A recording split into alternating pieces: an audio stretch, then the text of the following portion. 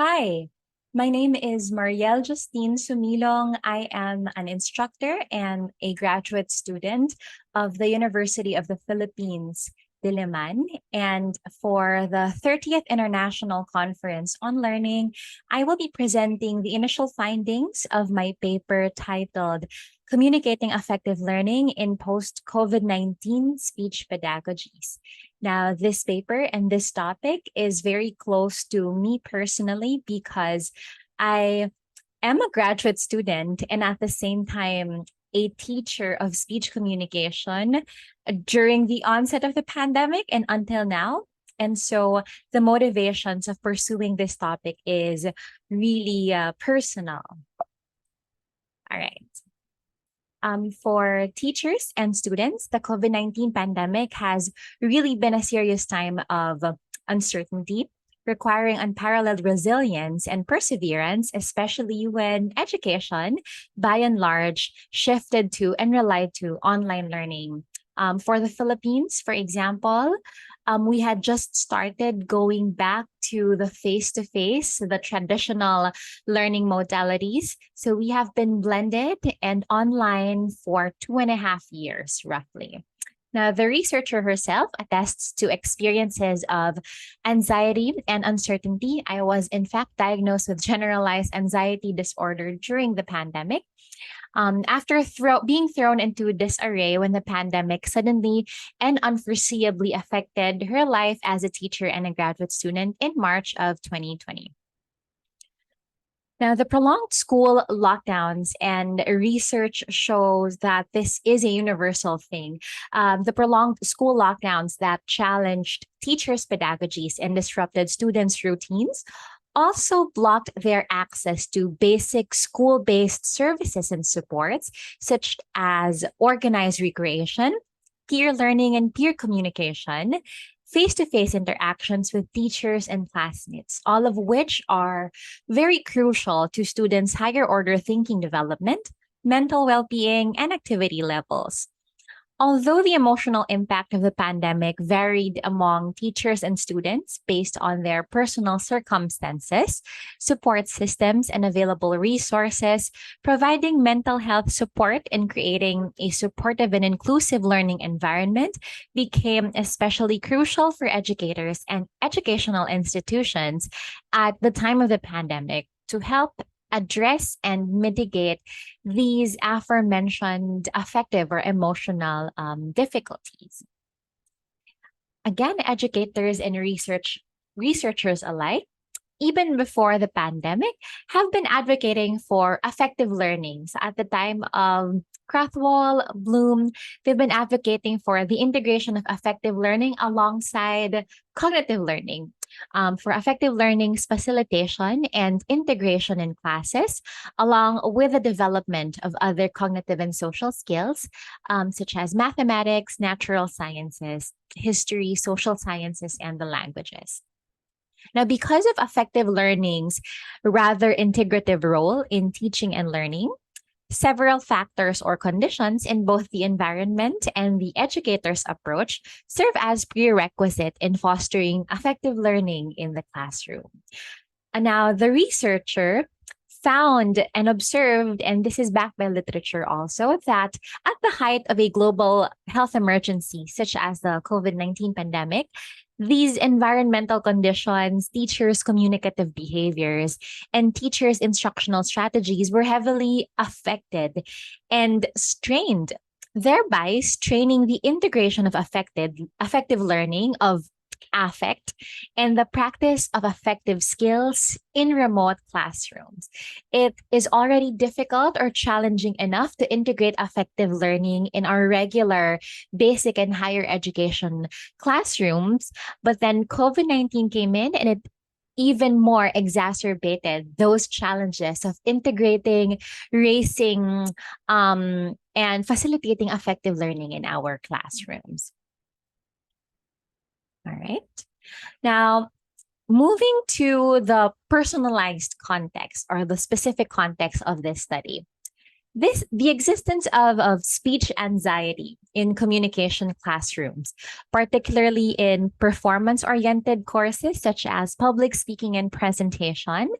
Speech anxiety has long been established in a wealth of literature in the past few decades.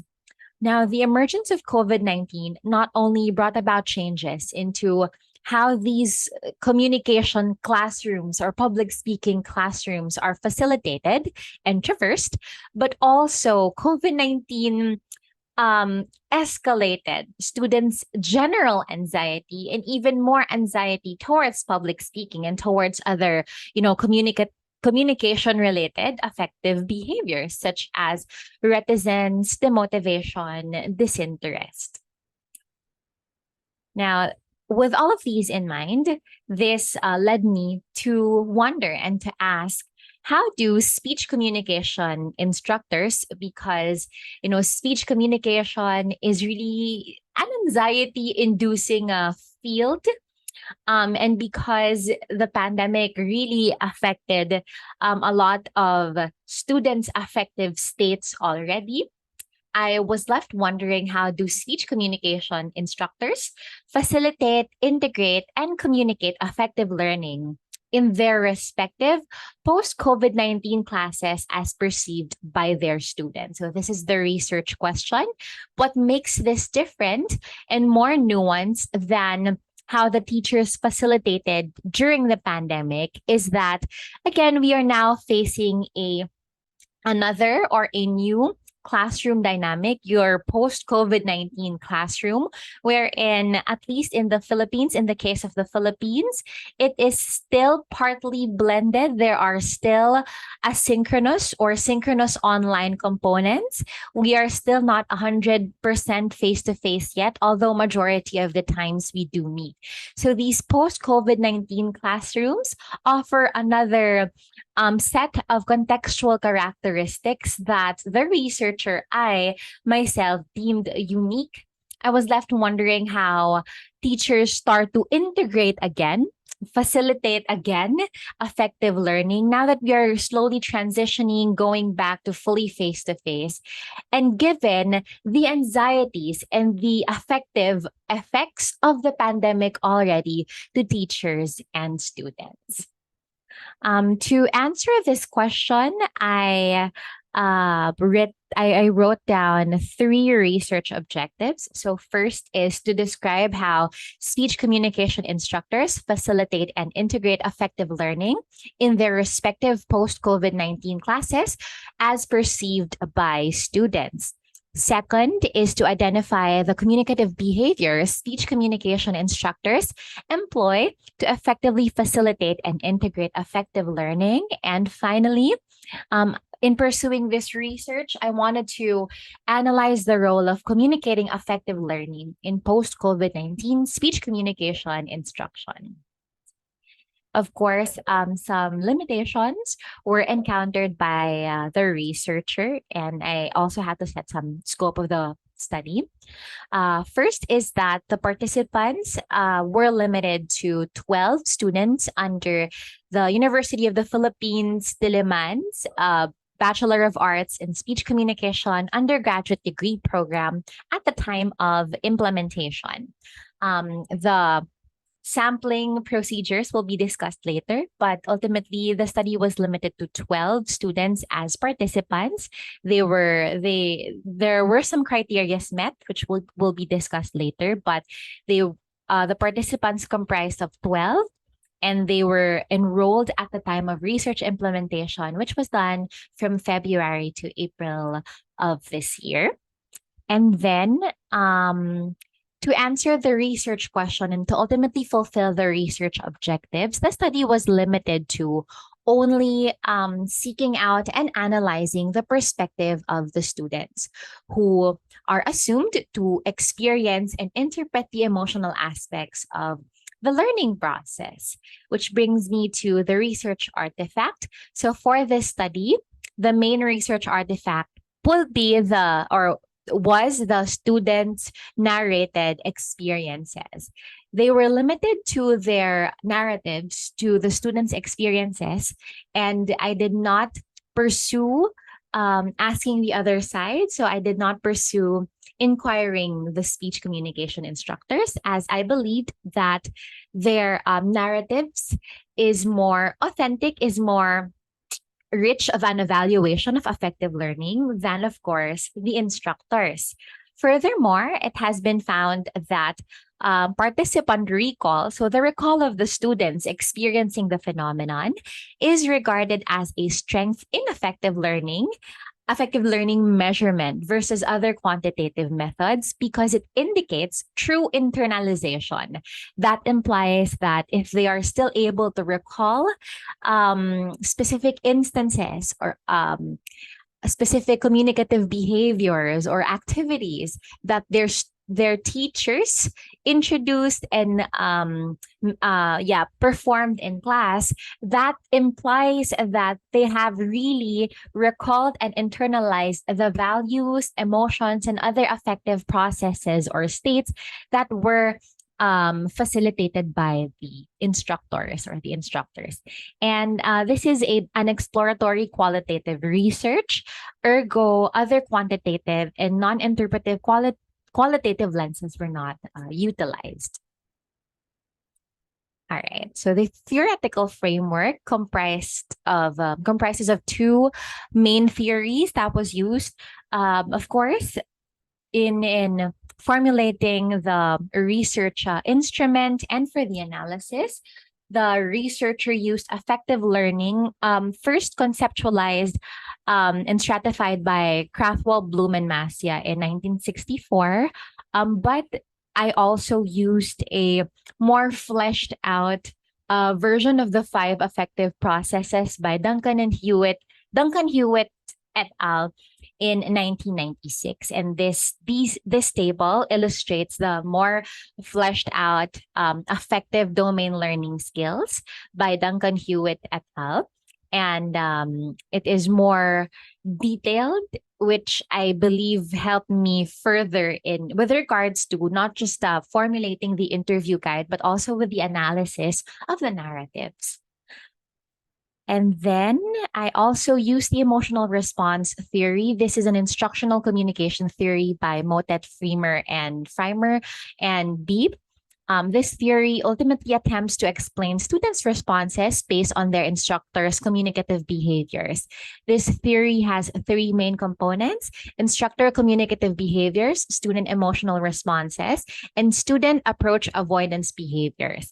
The instructor's behavior is assumed to trigger an emotional response in the student, which dictates whether the student will take an approach or avoidance behavior. And these responses are either displeasure, pleasure, displeasure, arousal, non-arousal, or dominance and submissiveness. These 3 vary along a continuum. I integrated the emotional response theory because, again, I am using the perspectives of the students, and it would be essential to know what instructor communication behaviors prompted their emotional responses and their behaviors ultimately. And the theory was also used in the analysis, of course, of the narratives.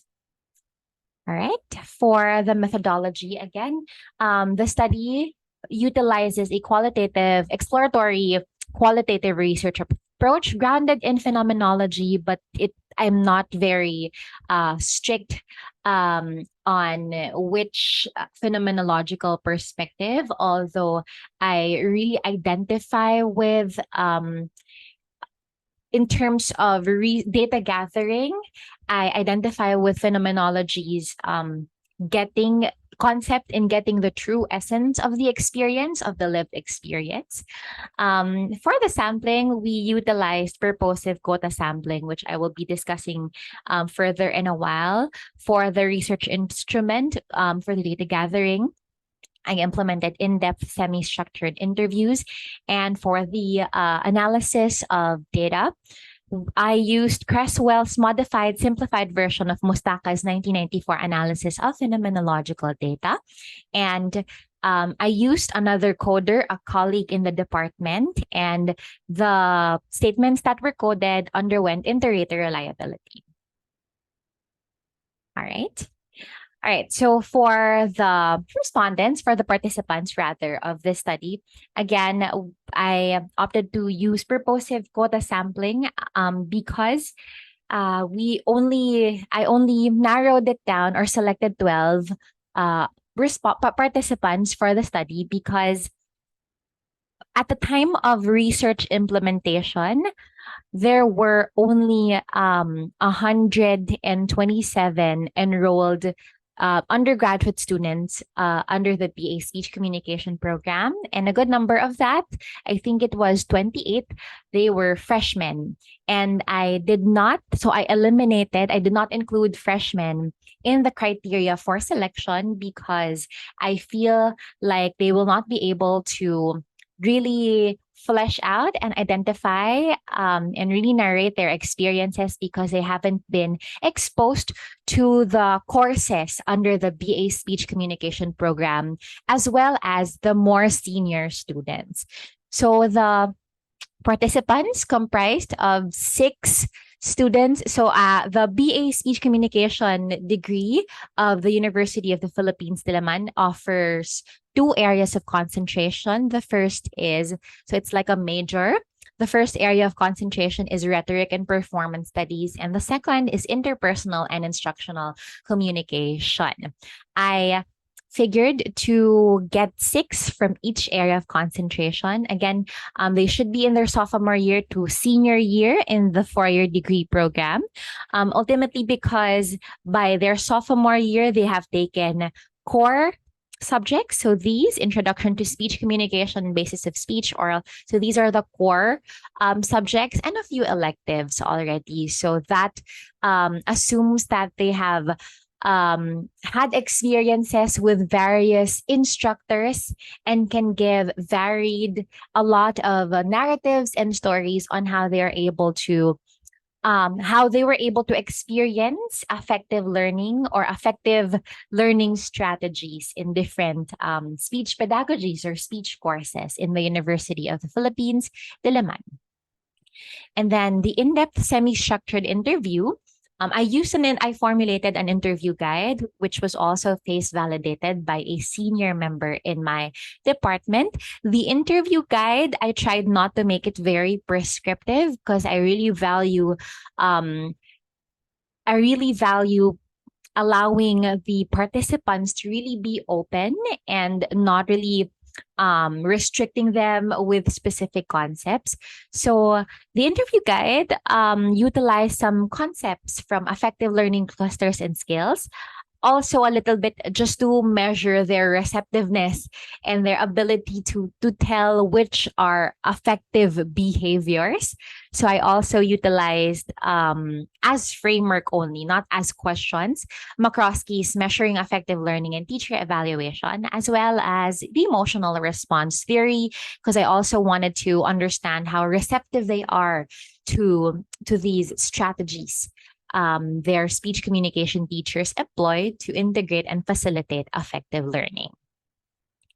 And then as for the analysis of data, I utilized this 6-step analysis of phenomenological data. This is Mustakas, but was modified by Creswell. So we in the actual paper, I narrated my personal experience to get that out of the way. Then we had significant statements grouped into meaning units or themes. And then especially for the second and third objective of the research, I did textual description and structural descriptions of the experiences of the phenomenon of being able to be subjected to speech communication classes and how they perceive ultimately effective learning.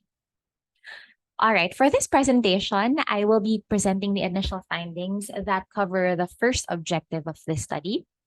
And so I will be showing you, after this slide, so the first objective, just to recap, is to describe the perceptions of the students on how their respective speech communication instructors facilitate and integrate effective learning in their post-COVID-19 classes. So that covers only their classes in the post-COVID-19 setting. That means that there are already some face-to-face components. So I will be sharing with you the findings for to address the first objective. But first, let me show you just the basic demographic of the participants for this study. So these are the participants. In the actual paper, I used pseudonyms, but for this presentation, I just narrowed them down to letters. And these are their year in the program and areas of concentration, sex assigned at birth, ages, and these are the number of significant statements that I and my co-coder found in their narratives. So the semi-structured interviews on an average, they lasted for 1.5 hours. So they were really some rich stories and rich data of how they were able to recall aspects of affective learning and specific teachers communicative behaviors, strategies, and activities that they perceived really facilitate for affect or affective appreciation or affective learning. All right. So again, to address this first objective, inquiring how they perceived their instructors facilitate and integrate affective learning. In the interview, of course, there was a briefing to brief them what affective learning is and the general overview of the five processes of affective learning. But it was again made sure that the questions are not prescriptive.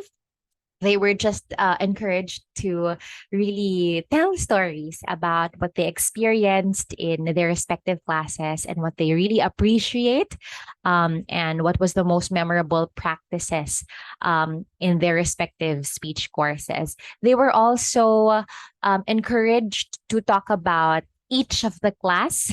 That's why the significant statements were a lot. So I went through hundreds of statements because what happened was most of them are really narrowed down. Like they told stories per speech communication instructor, which was nice and validating as a speech communication instructor myself.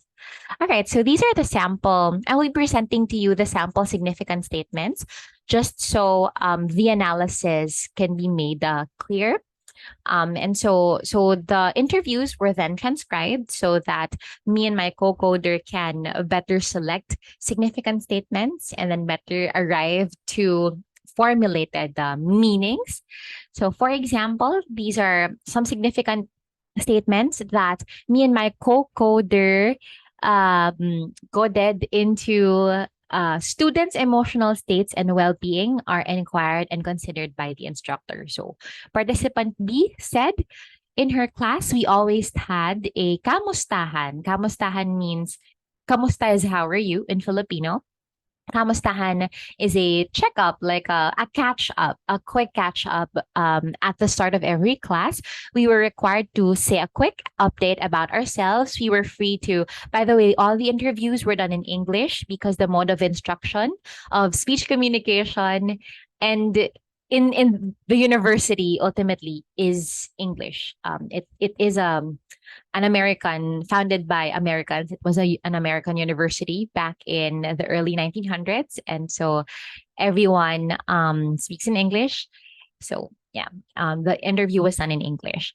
Again, we were required to say a quick update about ourselves. We were free to say whatever we wanted to say, though most of our classmates expressed what they were feeling that day or narrated something eventful that happened to them.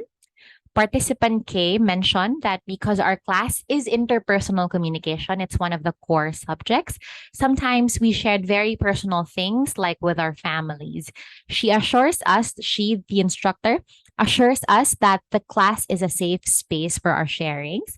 Now, there are still more other significant statements, but these statements are just samples of what we sorted under this formulated meaning. Students' emotional states and well-being are in fact inquired and considered by the instructor. Another example, Participant E says, and I have always felt receptive towards this course activities because the professor, has a way of explaining each module and each requirement very clearly and not intimidating at all, even if, like, at the end of the SEM, we were preparing for this big debate. Participant J said she gives immediate and such validating feedback that keeps you wanting more of that validation, even though her worksheets take time to finish. So they were sorted under students are motivated to engage with the activities and materials the instructors have planned for the course. Next, more samples. Participant A says, actually, in many of my speech comm major subjects and electives, the instructors open the avenue for negotiation, especially for the requirements and deadlines. So, participant A says that most speech communication professors that they have encountered actually are open to negotiating the deadlines and the major requirements in class. Participant D also attests to that. They said for our final requirement, because of a minor surge in COVID-19 that time, they recalled, and some of my classmates contracted or got exposed post to COVID, our professor let us decide between the in-person speech delivery as planned or a virtual alternative, video with detailed speech plan. The class chose the virtual alternative for the safety. This was coded into students are encouraged to negotiate and exercise decisiveness in certain class components. So they were given agency and some degree of liberty. Some more samples. Participant B says, I remember in my communication across cultures elective, we had a task where we had to jot down our values and our family's core values and plot them in sort of like a Venn diagram. I learned about the values I prioritize that day. Participant I says, in one of my performance classes, we had to act out and perform cues such as nature, your family, your culture, your friends, the university. We really had to think out of the box and work with what we had, which was just our bodies, no preparation time and no props. In the end, we chose to portray the essence or like the core characteristics of these cues as we perceive them. They were coded under students are given opportunities to reflect on their own value system and their own priorities. Next, we discovered and faced our own public speaking anxiety causes, and we tried to address these causes to become better speaker per participant J. Participant L says, I remember we had to select recent public speeches, not only critique their elements, but to try to analyze their impact our chosen speeches had in our lives. So the formulated meaning or like overarching meaning is that students are encouraged by their speech communication instructors to see the value of the concepts learned in class in building their self-concept and identities. And then one more slide for the samples, but there were a lot of significant statements, again, sorted into different formulated meanings. So participant C says, in my introduction to rhetoric class, the professor kept repeating and emphasizing the entire semester that rhetoric is not just the art of persuasion. It is an agency of transformation. Thus, when we are aware with rhetorical strategies, we have the social responsibility to use this persuasion or influence for the greater good or the good of others. Participant I says, we had a session where we had to closely look at the Philippine basic education curriculum and give our insights on it, also based on our experiences having undergone the K-12 program. Then we had to try to use instructional communication concepts to formulate ideas on how the issues in the Philippine basic ed curriculum can be addressed. So this was an activity in their instructional communication class. Which was sorted into students are encouraged to see the value of the concepts learned in class in enacting their citizenship. In the previous slide, the connection was established between the concepts in class and their identity building, self-concept building. But for this category, the relationship was reinforced, the relationship between the concepts learned in class and their responsibility in enacting their citizenship. All right. So these formulated meanings were further sorted into cluster themes, and then further emergent themes were further identified. So these themes were actually sorted. The emergent themes were actually guided by the 5 affective processes. So these were all the formulated meanings. I will show them to you in a while, but these were all of the formulated meanings that were categorized or that were found in all of the significant statements from all the 12 participants. So ultimately, these are so in short, these formulated meanings are the activities, the behaviors, the instructor communicative behaviors, the communicative attitudes, and the instructional activities and materials that the student recalls and have perceived as their instructor's way of introducing, facilitating, integrating, and reinforcing affective learning in their respective classes. So first, the participants, the students, emotional states and well-being are inquired and considered by the instructor. And then this was sorted into emotional awareness. So emotional awareness was a skill that was reinforced and introduced in class. And the emergent theme is listening to self as a receiving process. Students are made to reflect on what they already know about the course, so sort of like a diagnostic activity, so cognitive awareness.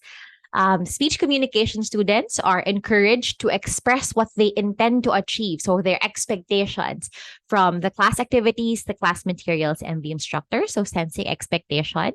And they were further sorted into the emergent theme of exercising curiosity and listening to self and exercising curiosity, according to Duncan Hewitt et al., both belong to receiving affective processes.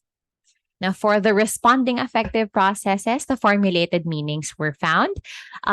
Students are motivated to engage with the activity, so they really respond to, they're really receptive to the activities, demonstrating responsiveness. Students receive and appreciate quick and qualitative feedback from the instructors that highlight their strong and weak points in class. So seeking assessment, which was further sorted into they're being able to respond to challenges, which was again grouped grouped under responding, the responding affective processes. For the organizing affective processes, these formulated meanings were found. Students are invited to exercise creativity and reflect their individualities in their output. So this was a statement. I think this is one of the most recurring statement in all of the respondents' narratives, because in speech communication, because it is a liberal arts course, they are really encouraged and invited to really think out of the box, exercise creativity, and show their instructors what makes them different, their individualities. So it was further clustered into responding with individuality. At times of personal and academic difficulties, students feel comfortable to reach out to instructors as they are usually met with a degree of moral and emotional support. So this translates to the students being able to modulate their emotions and seek for help if they need to. Students are encouraged to negotiate and exercise decisiveness in certain class components. This was interpreted as choosing with confidence. exercising decisiveness ultimately. And then students are provided guided practice, opportunities for applications, and informal and formal avenues for reflection. This was organized under preparing and rehearsing, or opportunities to prepare and rehearse. And then these two were further sorted in the emergent theme of self-regulation, or regulating self, regulating emotions, regulating capabilities. And then these two, so decisiveness and being able to prepare and rehearse oneself, was further categorized to under managing performance, both under the organizing process of affective learning. Next, for valuing, the formulated meanings were found to be: first, students are encouraged to see the value of the concepts learned in class in building their self-concepts and identities. So building identity is the cluster theme. Students are assigned individual tasks that allow them to execute behaviors necessary to produce specific performance attainment. So in speech communication, at least for their core courses and some electives, there are really a lot of individual tasks that allow them to trust their self-efficacy and really excel as an individual. So trusting oneself. And then students are given opportunities to reflect on their own value system. So identifying personal values. These two were further identified and categorized under valuing self as an emergent theme. And for the identifying personal values, they were categorized under refining or identifying personal values. Finally, for internalizing, which is the top affective learning process. Ultimately, this is like the higher order thinking skills of Bloom's taxonomy. So internalizing is the top level, the higher order affective learning skill, if you may. So these were found, these communicative behaviors or strategies students were able to perceive from their speech communication instructors. First, students are given pair and group tasks that allow them to negotiate and regulate expectations and behaviors with classmates. So again, this encourages their growth with others, along with others. Students are exposed to artifacts and activities that embrace discourse on relevant social issues, especially because this is a liberal arts course. They were identified under growing social culturally. Students feel comfortable to communicate with and seek out mentorship from current and former speech communication instructors, so seeking mentoring. And students are encouraged to see the value of the concepts learned in class in enacting their citizenship. So they're able to connect concepts in class into real life, into something beyond their selves, increasing complexion, increasing integration and complexity, further categorized under committing beyond self. So they have really internalized values that were introduced to them by their teachers, in facilitating also personal development. Now, these formulated meanings were also categorized and analyzed in the lenses of instructional communication, in the lenses of instructor communication behaviors, because this is the objective number 2. And then let me just show you how they were further categorized. Again, the emotional response theory was used in sorting, in finding the cluster themes. But Motet and BB's dimensions of instructional communication, ultimately, there are just 2, the rhetorical and the interpersonal or the relational. So they were further sorted into rhetorical and relational dimension. But the more important thing here is the cluster themes. So again, the same formulated meanings as I showed you a while ago, they were regrouped, reanalyzed in the lenses of instructor communication behaviors. So the students are encouraged to express what they intend. So the student expectations. This was found to embody teacher clarity, because the teacher wants to set clear expectations.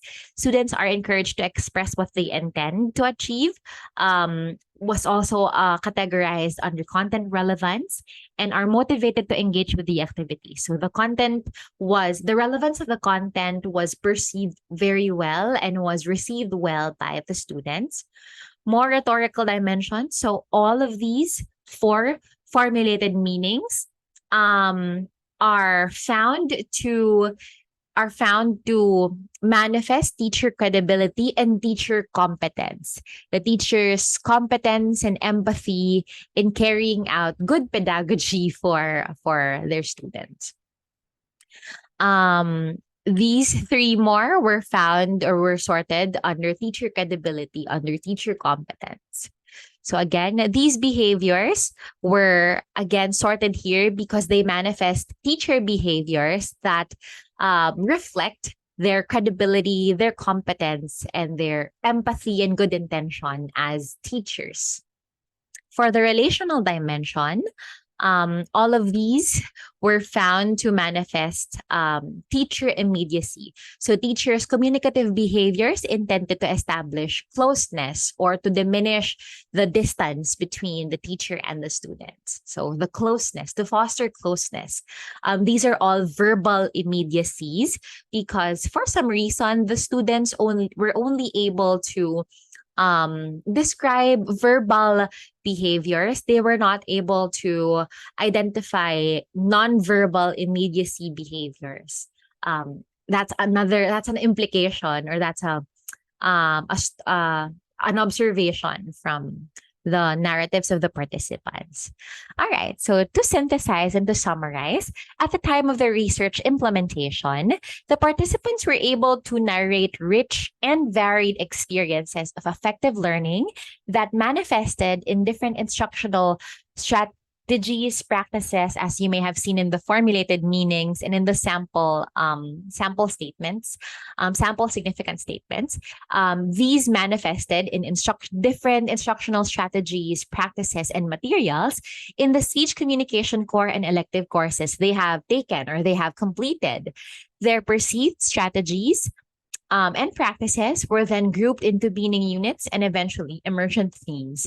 The emergent themes were then categorized twice, so in two iterations. First, using the 5 effective learning processes, and again into the instructor communication behaviors, because again, this is the overarching intent of the researcher, is to really identify what behaviors facilitated for and allowed for the introduction, the facilitation, and the integration of effective learning in their respective speech communication classes.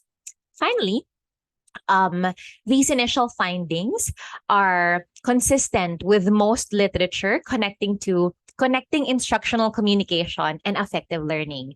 For example, Motet et al. 2016 asserted that affective learning is more likely to occur when students are receptive to information and respond positively to ideas presented.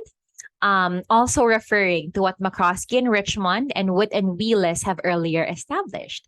Students' abilities to receive, respond, value, and internalize, so the affective learning processes, are highly influenced by two things: teachers' verbal and nonverbal, which unfortunately was not found among their significant statements, immediacy, as well as their teachers' perceived competence. So both rhetorical and relational dimension.